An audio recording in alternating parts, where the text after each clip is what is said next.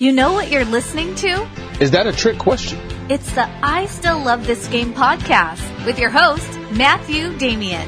He's an idiot. Don't listen to this. He's an idiot. Hi, and welcome to episode 19 of the I Still Love This Game podcast.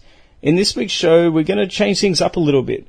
Been getting a lot of questions in regards to LeBron's season and honestly where it ranks him in terms of his career. Has it elevated him because of his production?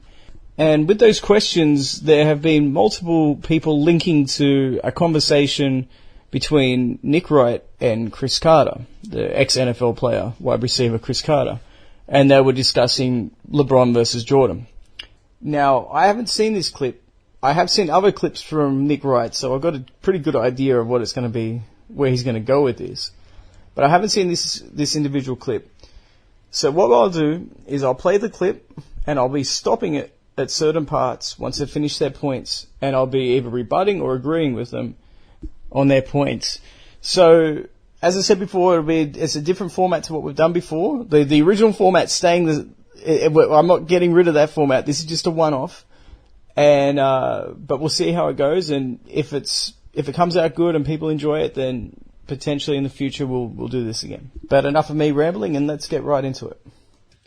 Two of my three favorite players, my third favorite player in the last 30 years would be Kobe Bryant. Magic Johnson being a fourth because my brother was drafted by the Lakers and getting to know him at a young age. But Michael Jeffrey Jordan is the greatest basketball player that I've seen. And I can go over all the numbers, but I'm not going to match wits with Nick on that. All right, so I didn't want to interrupt this early, but I've got to chime in straight away here. I'm glad that Chris Carter pointed this out. Chris Carter he's admitting that he doesn't even have the ability to match wits in terms of numbers, which is a huge part of any basketball or any sporting conversation, really. So why have they slanted this conversation, this basketball conversation, so much already to one side? I think you know the answer. I think people realize that you have to slant it in order for it to become a conversation. But anyway, I just had to jump in there. The championships do matter. Now, if you say, well, Michael Jordan took 3 years off, I can understand that. If you want to put that argument, he didn't do it, consecutively. He did have a break in there. But what he did in his span of time, we didn't see Bill Russell. Bill Russell's the greatest champion that we've seen. But as far as who's the best basketball player that I've seen, that would be Michael Jordan. Now, LeBron, is he second? LeBron is a very, very close second, but you can't deny the 6 championships, the 6 MVPs. You can't deny those things. Those things are unprecedented, and that, to me, will give Michael Jordan. All right, so I'm glad once again that Chris Carter brought up that the championships matter, because the previous video that I saw of Nick Wright, he went on this long tangent saying that you have to come up with a different argument that doesn't involve Jordan's 6 titles. Of course, that's his biggest accomplishment. He'll be the first to admit that is his biggest accomplishment. So I'm happy that Carter injected that straight away. But beyond that, he didn't really bring anything to the table. It was just, okay, Jordan's got 6 titles, 6 finals MVPs. LeBron only has half of those, with a lot more losses in the finals as well. And there was nothing else added. Now that's doing a complete disservice to Jordan's career to just merely point to those, because guess what? Scottie Pippen has 6 rings as well with an unblemished finals record, and you don't hear his name in this. There's so much more to Jordan's career than just that. Yes, that's his crowning achievement. Yes, it needs to be acknowledged, but that's not the only point. And I get the feeling, I'll be very happy to be proven wrong here, but I get the feeling they've intentionally lined up Chris Carter, as I said, a pro football player, a very accomplished pro football player, up against someone who's made a career being essentially a LeBron James fanboy. So let's see where this goes, but I've got a good feeling where he's going to go. The edge over LeBron James. I just want to clarify for the audience real quick. Jordan's 6 finals MVPs, 5 regular season MVPs. All right. Who is the greatest basketball player ever? That question, you can almost turn it into a tautology. Who is better at basketball than anyone ever? The answer to that question is LeBron James. And I'll go over why in a moment. That is a separate question to who is the most accomplished player ever. The most accomplished champion ever is Bill Russell. The most accomplished individual player ever is Kareem Abdul-Jabbar. Whoa. All right, okay. No, let's just stop that right here. I didn't want to, as I did with Chris Carter, I didn't want to interrupt so quickly. But whoa, Kareem, okay, let's have a look at this. I had a feeling that this guy would be all over the place, and he hasn't disappointed.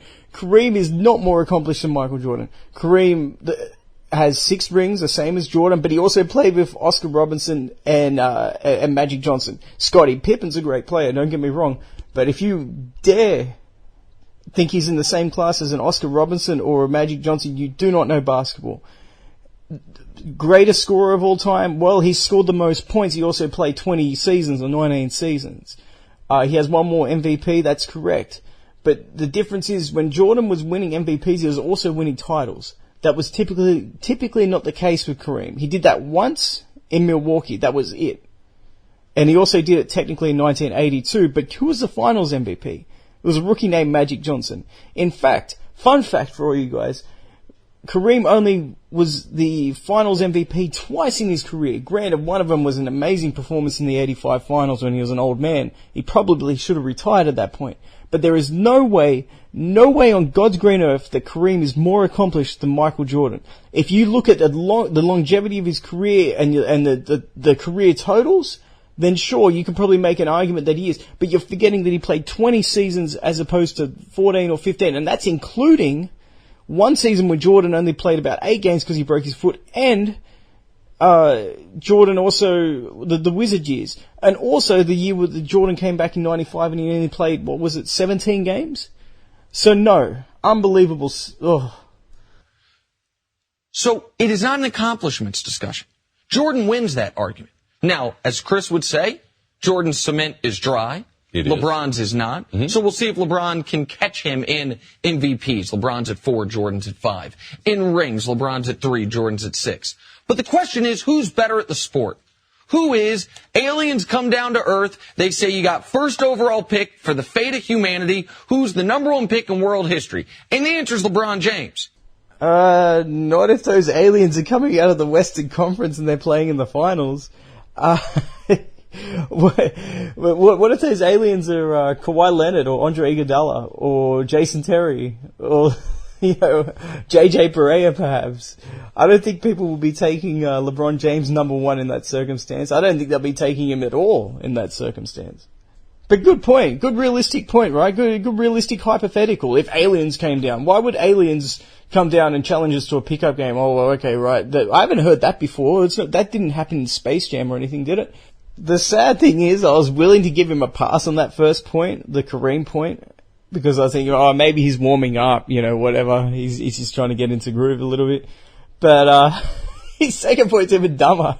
All right, let's see what he's got to say. And to be totally honest, you can pick the year. You want year 3 LeBron James when he led the league in scoring. You want year 15 LeBron James when he's averaging a career high in assists and field goal percentage. Oh man, alright, okay. That was impressive by LeBron, by the way. Leading the league in scoring in his 3rd year. As is what he is doing now statistically.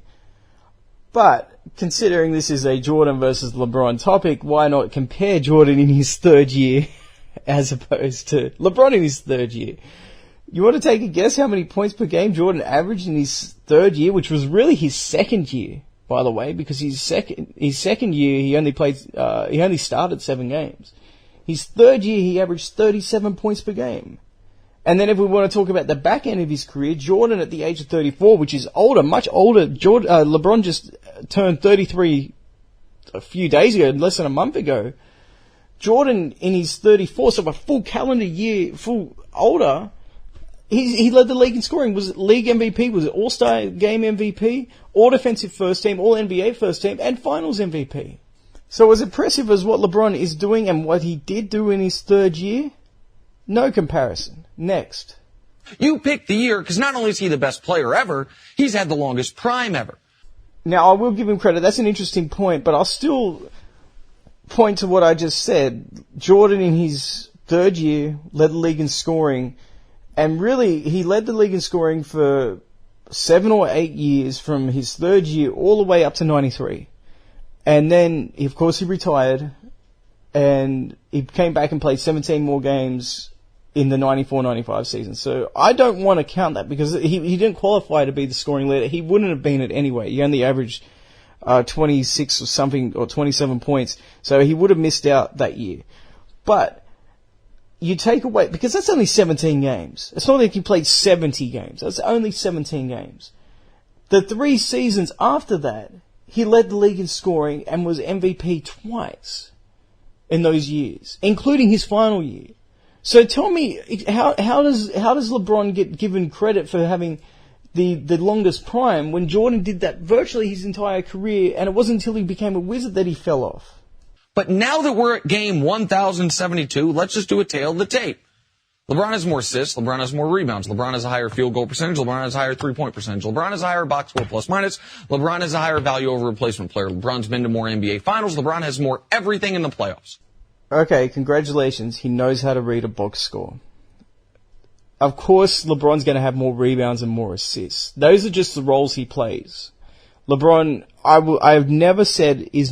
always said that LeBron is a better rebounder than Michael Jordan. There's no question about that. Better passer does not necessarily equate to more assists. Mark Jackson has more assists than Magic Johnson. Does that make him a better passer? Of course not. It just means he played more games. In terms of the shooting, that's kind of that's an interesting stat, because Jordan didn't focus on that as part of his game when he was younger. He took smart shots. He faced up from about 18 out, or he got to the front of the rim when he was younger too. But in the playoffs, in that first three-peat that he had, let me just pull these numbers up. I'll be right back. Okay, so my apologies. I don't remember these numbers off by heart, so I had to go to Basketball Reference. So Jordan, from the 91 season, the first title, 3-point shooting, 39%. Second title run. These are just the playoffs numbers, not just the finals. Second title run, 39% once again. Third year, 39%. 94, 95, 37%. 95, 96, 41%. That doesn't sound like a bad 3-point shooter to me. And let's go through and let's have a look at the comparison with LeBron James for his playoff 3-point percentages. Seeing that I started with Jordan's first title, I will do the same for LeBron James. So we're going to go from the 2012 playoff run, and that playoff run, he had 26% from 3-point. The next year, 38%. The next year, 41%. The year after, 23%. The year after, 34%. And then last year, 41%. So they're both relatively good 3-point shooters, especially when you consider they're not, that's not their focal point of their offensive game. So, but it's definitely not cut or dry that LeBron's a better shooter, or a better outside shooter than what Jordan is. Now, if you just look at regular season statistics, LeBron blows him out of the water here. But playoffs is where it matters. So, if we're using the great hypothetical of you've got some big games up against these Martians that have come down on Earth, do you want a guy that's able to shoot well in regular season games or in big situations? And I would go with a guy that actually ripped the second best player in the league apart in Clyde Drexler in one half, and then basically shrugged all his competition away. That's who I would go with. So statistically, here's what Jordan's got. He's scored more. Yeah, inefficiently compared to LeBron, because he shot more. Oh my goodness. Alright, okay. Jordan was a scorer. He was also the best perimeter defender maybe of all time. You could throw Gary Payton's name out there. You can throw Scottie Pippen's name out there. But Jordan's right up there, at least in the top 3 of perimeter defenders, as well as help defense on big guys. He was a great passer. He was a great rebounder for his size. And they're just going to dismiss him just as oh my goodness. All right. Okay. Next point. Let's go. Keep it going. Not a natural scorer. No. And is probably going to finish with more points than anyone in the history of the sport. Yes. Like that. Yes, that's probably true, but just because you finish with more points in a career does not necessarily make you a better scorer. Karl Malone is the second to all time. Does that make him a better all-time scorer than MJ? Or Wilt? or Kobe or Dirk. Maybe Dirk, but not those other guys. So, and the last point, and the reason why I think it's important to talk about today, is because, CC, you make this point to me all the time. When we're talking about greatness, longevity matters. Yes. I think the thing you are most proud of in your career is how long you extended your prime for. Yes. You were still in your prime in year 14. Yes. Year 15, probably not, and year 16 doesn't really count. Like, Right. that's what it was. You extended it a long time. The fact that LeBron last night, what did he do? 38 and 9? 9. That Jordan's final game in the league, he went 15-4-4 quietly into the night with. What? All right, okay.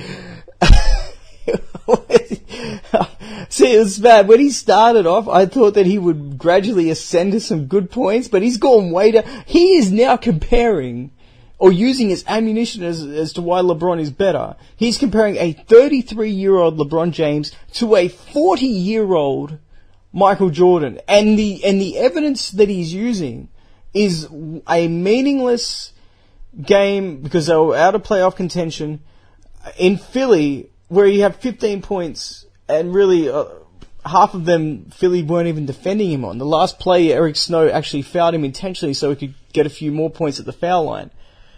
But how is that a point? What is the point? How does that actually defend it? I tell you what, if LeBron makes it to 40 in the NBA and he produces a ridiculous send-off performance like Kobe, then yes, you can use that point against, but not when LeBron has just turned 33 and your argument is up against Jordan at 40 and a half years old on a bad Wizards team that he was actually carrying. He was the All-Star 2 years in a row for that team. There were no other All-Stars on that team. It was just Jordan. And yet he was still made them, I wouldn't say a contender, but they were contending for a playoff spot, whereas they weren't before he was there.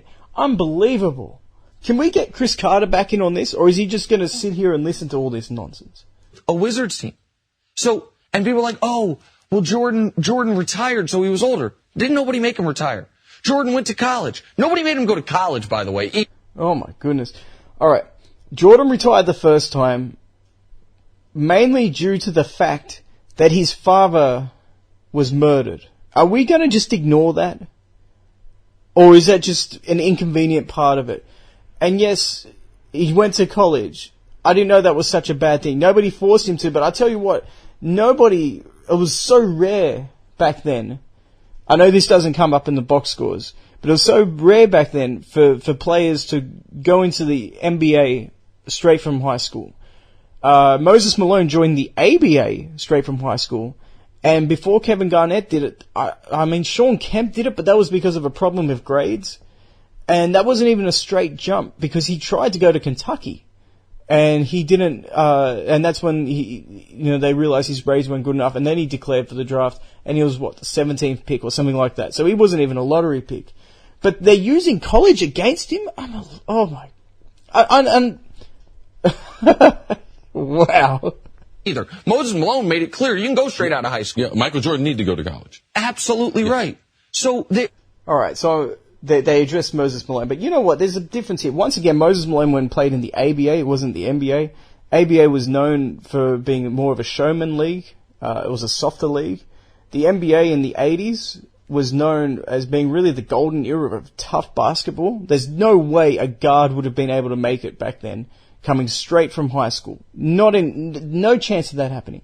But seeing we brought this up, alright, and seeing we want to bring in all kinds of, that's being used against him, alright, and saying, well, LeBron didn't need to go to college. How many years did it take for LeBron to actually make the playoffs? It wasn't until his third year. Jordan made the playoffs in his first, on a bad team, an equally bad team as what Cleveland was when LeBron played for the Cavs. In fact, probably a lot worse, because they had Zydrunas Ilgauskas, they had Carlos Boozer, they had Ricky Davis. They had a lot more talent than what that Chicago team did, and yet Jordan still dragged them into the playoffs. So if we're going to use college against Jordan and say that, well, LeBron didn't need college, I think LeBron did need college. Look how it took him how long before his game became somewhat refined? How long has it taken before he's actually got in a post game? Well, probably a decade. Everything LeBron had his primary post move was essentially an offensive foul, lowering his shoulder into the defender. The defender goes flying. They call a foul on the defender, and he gets an N1 or he goes to the foul line, which is not a great foul shooter anyway. I can't believe they're using the fact that Jordan went to college against him. Wow. And this is all you need to know. If this is the ammunition, this is their primary point so far, against Jordan or for LeBron over Jordan, then they've got no argument. We can glorify the nostalgia of Michael Jordan, the second greatest player ever. We can pretend that he didn't come back and lose to the Magic badly. We can burn the tapes the way the NBA did. All right. Who has burnt the tapes? Who was trying to forget they'd lost to the Magic? If anything, that shows what a good team that Orlando Magic was, and it makes what they did the very next year when they swept the Magic and made Shaq run off to LA even more impressive. Jordan came back. I'll tell you something. Jordan came back to a Bulls team that was at 500 before he returned. 17 games he came back. They went 13-4. They were the 5th seed, and then they took out Alonzo Mourning, Larry Johnson, and a pretty good Charlotte Hornets team in the first round. Tough series. And then you can make a legitimate case that the Bulls beat themselves up against the Orlando Magic. Game 1, Jordan, the Bulls had the lead. Jordan's bringing the ball up the court. Nick Anderson pokes it away from behind. Penny Hardaway picks it up, races down the court, dishes to Horace Grant, gets a dunk. Next play down, the Bulls still have a chance to get out of there with that victory. Jordan throws the ball away. He dishes it to Pippen cutting baseline. Pippen probably should have caught it. It was behind him, but it was a bad pass by Jordan. If Jordan put it on his chest, that would have been a dunk. That would have been game 1 to the Bulls.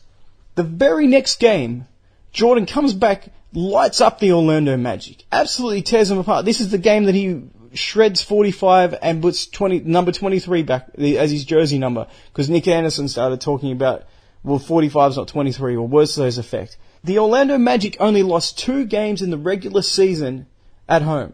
The Bulls very nearly swept them at home in the first 2 games. Had they won the first 2 games in Orlando, that series is over, completely open. You saw what happened when the Houston Rockets took those two games away from them at home in the finals that year.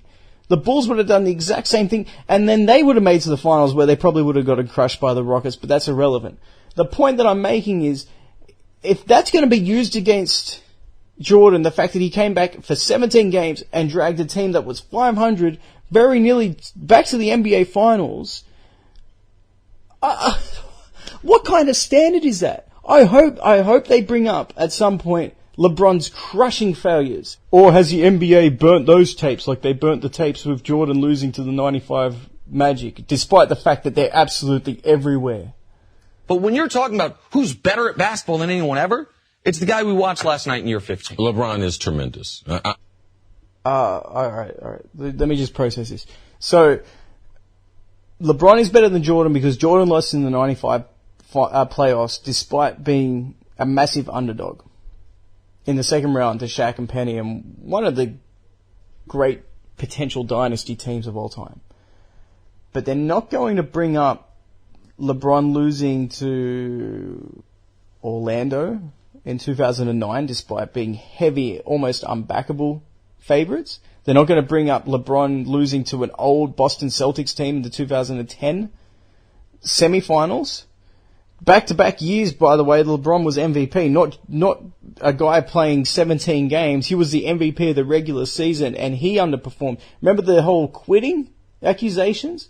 And then need I remind you as well what happened in the 2011 finals? Those 3 alone. And they're not going to mention that, but they're quick to point out the Orlando Magic with Jordan. Oh, all right, okay. Let's see what else they got. What he does with the basketball, to me, watching LeBron and you read the stat sheet for his career, it's like he's the big fundamental. Like, I know that's Tim Duncan's name, but LeBron is the next big fundamental.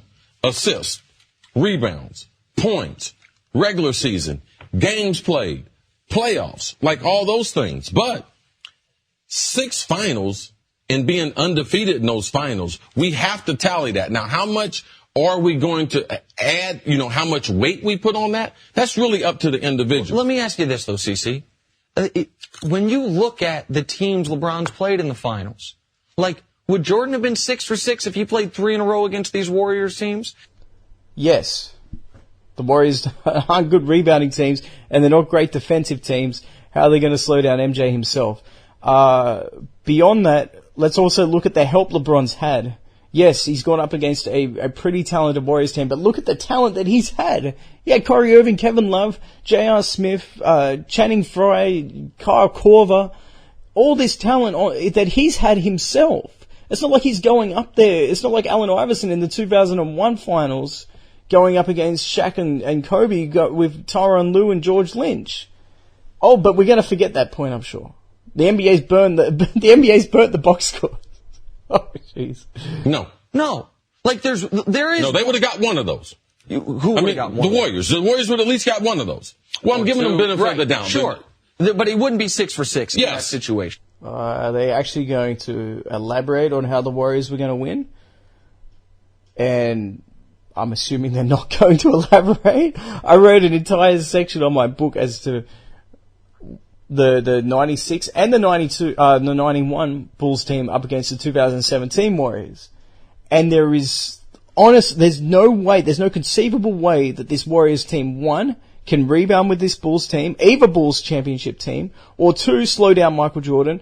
And the Bulls, on the other hand, have all the defensive firepower required to contain the Warriors, where they can't contain them on the other end. Now, it doesn't matter which rules you go under. If you go under today's rules, the Warriors definitely can't contain Jordan.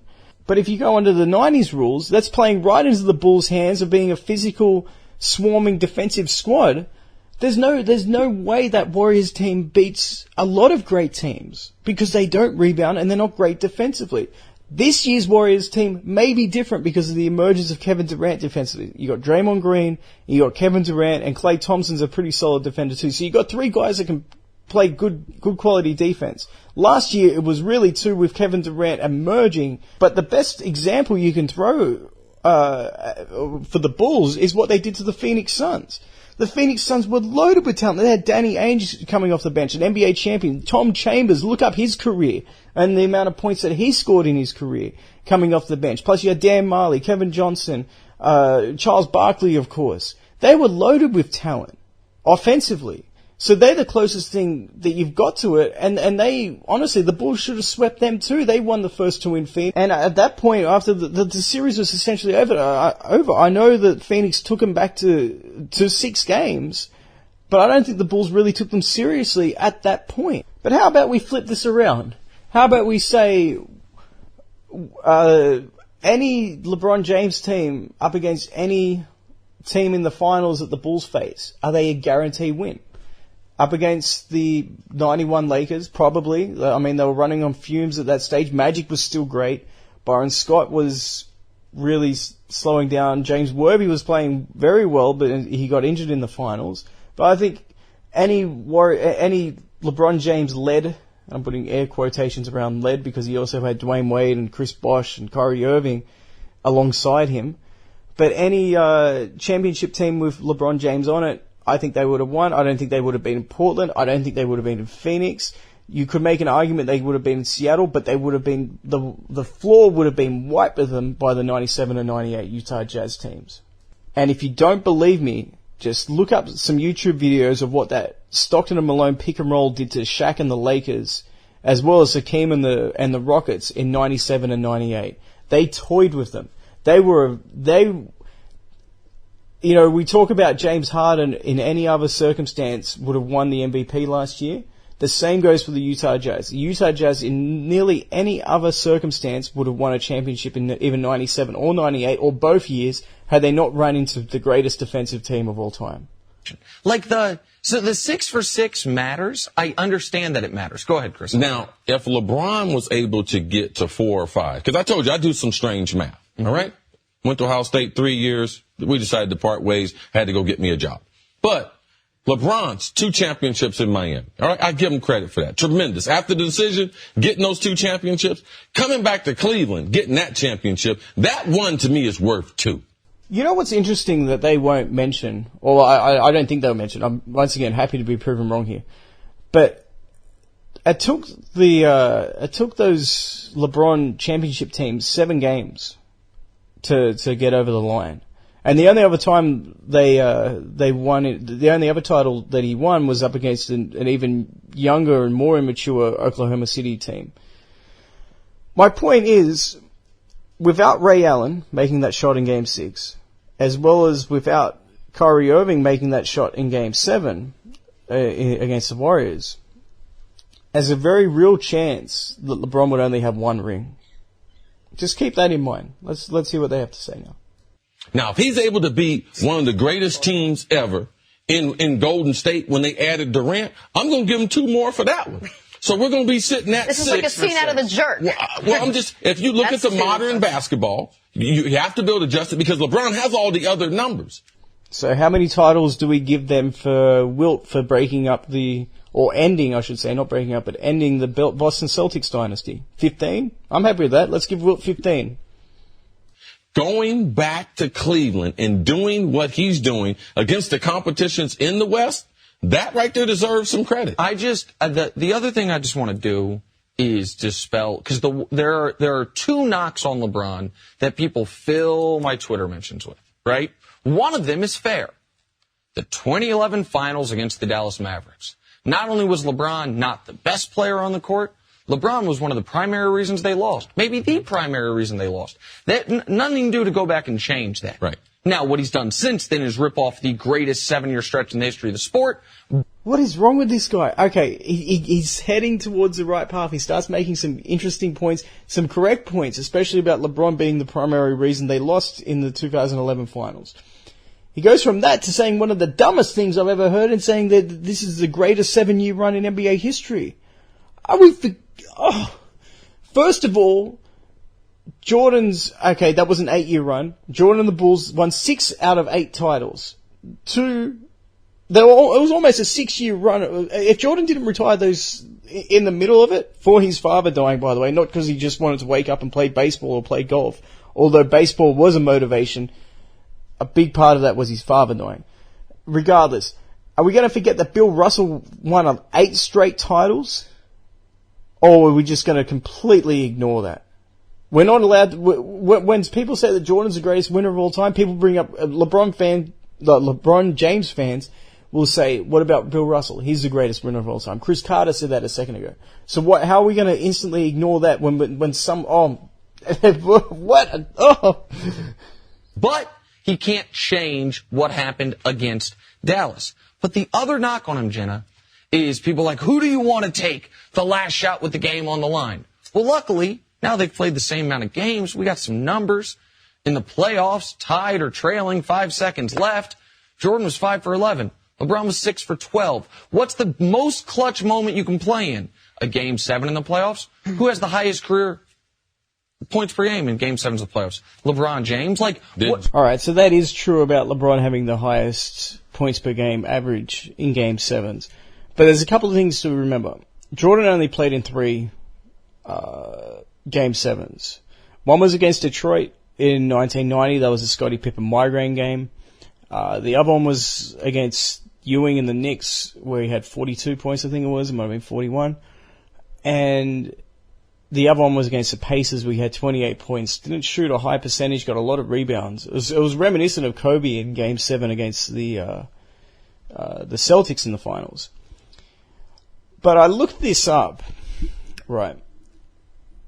Game 7s are obviously elimination games. So to Nick Wright's point of it being, that's the critical game where everything's on the line. One important thing to remember is when Jordan was playing, there wasn't a Game 7 in the first round. It would go to 5 games. So Jordan also played in 2 Game 5 elimination games in the first round early on in his career. One in 1988 and one in 1989. Now, by doing so, they were both against Cleveland, by the way, and both times they were on the road for those elimination games. When you include those 2 games, his playoff per game average jumps up to nearly 36.8 points per game. Now, LeBron's is 32.9 points per game in Game 7s. So that's really not a fair comparison because Jordan never played in Game 7s in the first round. Now, LeBron, I don't think, to my recollection, I don't think he's played in Game 7s in the first round either. But if we're talking strictly from a production standpoint in elimination games, Jordan still has the top scoring average in elimination games in NBA history. It's not LeBron. But if you want to play semantics and say, well, for Game 7s only, then yes, it is LeBron. Jordan, did those series make it to 7 games? 2 of them did. Okay. Against the Pacers at the tail end of the last year and against the Knicks, I think, here too. Right. The one thing that I would say about Michael Jordan, and the other thing besides the championship being undefeated, that Michael Jordan as a defender was a better defender than LeBron James. Couldn't guard as many positions, though. But that's completely irrelevant, and it means very little to me, and I'll tell you why. Theoretically, LeBron can guard all 5 positions. But that doesn't make him a more effective or a better defender. Look, Jordan really could guard 4 positions. In his Wizard days, there was plenty of times where he would guard everyone outside of a center. He would guard power forwards, all-star power forwards. Sharif Abdul-Rahim comes to mind. Kenyon Martin comes to mind. Because the Wizards didn't have a whole lot of mobile defenders up front. They had Kwame Brown, who turned into a pretty good defender, but at that stage of his career, he wasn't. So Jordan guarded everyone from Tracy McGrady to Vince Carter to Kobe Bryant to Kenyon Martin to Sharif Abdul-Rahim to Antoine Walker, Paul Pierce, all these guys he would actually guard.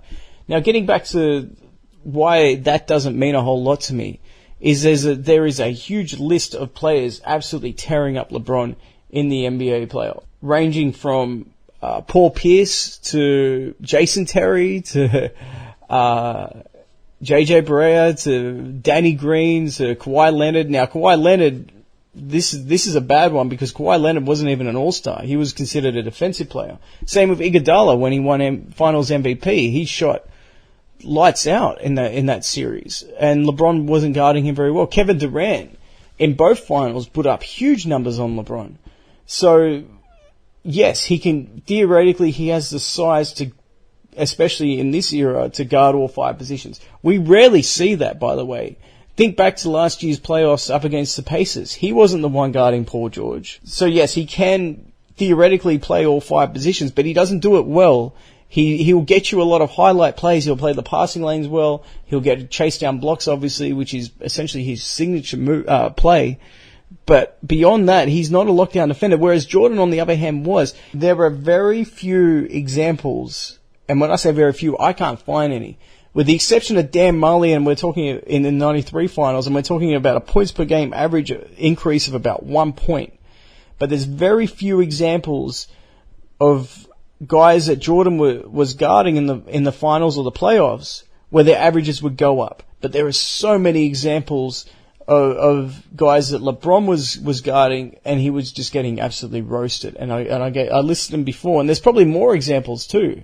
Paul George, before Paul George was an all-star, in that series that went 7 games, he actually put up big numbers. And Roy Hibbert, I mentioned Roy Hibbert before. If LeBron can guard all 5 positions, then he should have been guarding Roy Hibbert. Same with Rajon Rondo in some of those series up against Boston when Rondo was tearing him up. He should have been guarding Rondo. If he can guard all 5 positions, there's no excuse for it. He should be and if he's a dominant defender. But Michael Jordan, 10 times first team All NBA, 9 times first team All Defensive NBA. So he duplicated almost what he did on the offensive end, also on the defensive end. Listen, I laid out because I really wanted to hear this, and I'm just going to say this, and I know we're up against time and whatnot. Listening to you give your speech about LeBron James, it's almost like a song. It's like one of the most beautifully laid out arguments that I hear you do, and I hear you every single morning. It doesn't take away from me. And I go both ways on this. I watch Michael Jordan play. I am watching LeBron James play. I love both of them. I go back and forth. But when you lay it all out like that, it is some of the most like coherent, well thought out, fantastic points made. I could listen to you do that. He's not crazy. Listen, that's cute and all right, but if it's such a well thought out argument, why are they putting him up against Chris Carter? Why not put him up against an NBA historian or an ex-NBA player or an ex-NBA coach or somebody with a much deeper knowledge of the game than what Chris Carter has, who could only bring up the fact that Jordan's made multiple All-NBA and all defensive teams alongside his championships and his finals record and his finals MVPs. I mean, I would do it if they wanted me to go head to head with this guy. I would do it. I've done this all as I've listened to it for the first time. The only times I had to pause was to check out and confirm the points per game averages for the seasons for both LeBron and Jordan during their primes, and also their 3-point shooting during the playoffs, and also the Jordan's averages in elimination games. That's the only times. So, I mean, if it's such a well thought out and concise argument, then you name a time and a place, I'll be there. No, I just wanted to say that, and I think people should know. I only wish you could be doing that in front of LeBron. I wish LeBron, LeBron, come sit next to me. I want to tell you something. Last point I'm going to make on it is this, because I know we got something to do. So wait, did I hear that right? Was this segment an entire, basically an exercise in ass kissing, in order to cozy up to LeBron's, in the desperate hope that he may join them on their desk? What? Oh my goodness. Well, actually, you know what? That makes sense. It makes a lot more sense than some of the points that I heard earlier. If you are a Jordan believer, and anyone out there, please, for your sake, enjoy and take advantage of these next few months. Because once LeBron's doing this in year 16, and year 17, and then he's playing, and then he has the most points ever, and he has more assists than Magic, it's not going to be an argument anymore. The fact that it's even still an argument, kudos to the Jordan fans out there, because he's about to lap the field over these next 4 or 5 years. So just become emotionally prepared for that. Get your Michael Jordan Chicago Bulls footy pajamas on. If for no other reason, take advantage of being able to watch the first or second best player of all time play a little basketball. You know, one of the easiest ways to tell if somebody's really insecure about their own argument is the fact that they have to sort of reinforce their opinion or restate their opinion as facts. And that's because if they were confident in their actual statements, they would just let the audience decide. They wouldn't have to try to reiterate or revalidate what they've said. And as I said earlier, if he's so confident, anytime, any place, I'll do it. I don't care. I'll happily. And if he beats me, he beats me. I don't think he will, because these points have been debunked over and over and over again. Now, I will admit that there is, albeit a very small chance, but there is a chance that LeBron could continue to overtake him. We don't know what's going to happen. LeBron could play 7 more years. But I'm not going to get out and say this is what's going to happen in the future. And isn't it rich? Because I told you I've seen a clip earlier, or a couple of clips earlier from this guy. And this is the same idiot that got up and said that there's no way that the Golden State Warriors would beat the Cavs in the NBA Finals last season. And what happened? And now he's getting up and he's doing the exact same thing, saying that like LeBron has already overtaken Jordan and he's going to lap him. Thanks for watching. Subscribe here to get... All right, so that's, I guess, the end of it. We'll cut it off there. I don't think we need to listen to their outro of the video. But yeah, so that's basically my response. Now, if you want to know where I rank LeBron, I've got him just on the outside of the top 5, so I'm not disrespectful to his career. He's a very, I mean, if you ignore his failures, then he's a great, great player. He's ahead of Larry Bird, he's ahead of Magic and all that, but you cannot ignore his failures. Just like you cannot ignore Jordan's failures. You cannot, but it feels like in this argument, this debate, the only way for it to be competitive is if you ignore LeBron's failures and you discount Jordan's success. That's the only way you can balance it out. And because of that inconsistency in standards, that tells you everything that you need to know, that it's not a level playing field. And if it is a level playing field, then it's an absolute blowout. And at this point, Jordan is well and truly ahead of him.